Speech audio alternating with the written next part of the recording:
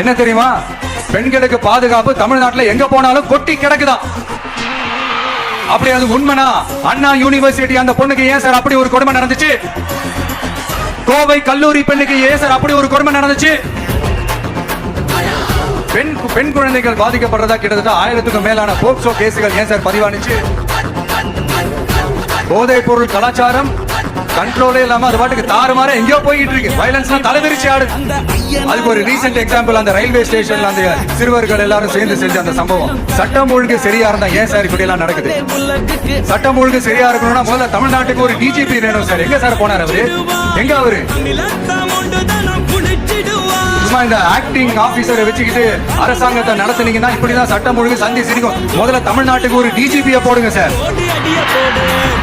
அதுக்கப்புறமாச்சும் சட்டம் ஒழுங்கு சரியாவதான் பாப்போம்.